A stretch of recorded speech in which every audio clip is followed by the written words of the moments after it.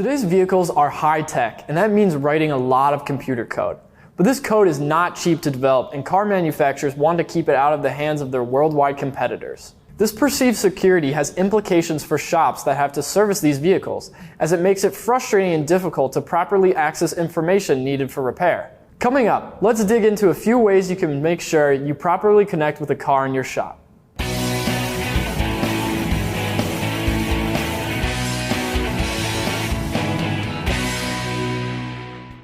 First up, scan tools. Scan tools can perform programming and reflashing, the process of replacing the existing software in a vehicle controller with new software. Some of these tools can save the firmware and calibrations from the module that needs replacement.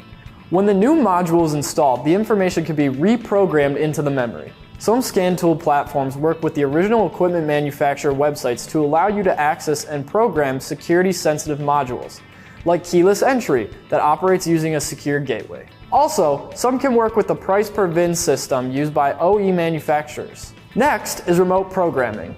The latest option offered by some companies is a box that can perform reflashing remotely. Instead of you pressing the buttons, a trained technician will control the process over an internet link. These devices can be a real time saver for having to set up your own tools and subscriptions. Of course, you won't get too far without a good computer. Most OEMs require a Windows-based PC with specific hardware. Depending on the vehicle manufacturer, some specify the computer's operating system uses a 32 or 64-bit version of Windows 10. Many manufacturers have indicated they will stop supporting Windows 7 at the end of the year. If you have questions about your PC, look at your documents on the OE's website to guide you on what type of computer you will need. There are a few reasons why they advise this operating system. One is to help avoid the possibility that the PC has malware or bloatware. The other is the hard drive. Manufacturers including Honda and Ford require that the hard drive is solid state. Pay attention to the type of USB connection on the machine.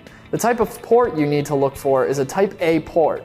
This is the most common rectangular USB port. If the computer says it only has a Type C port, it will not work with most reprogramming cables. This shouldn't be a problem though, unless your computer is very new. As the technologies in cars become more intricate, it becomes crucial to have the right tools to make sure you can connect to cars in your shop. I'm Brian Coote, coming to you from the Tire Review Continental Tire Garage Studio. Don't forget to follow us on Instagram and Twitter @tire_review. And subscribe to our YouTube channel for more tire, service, and shop operation videos. Thanks for watching.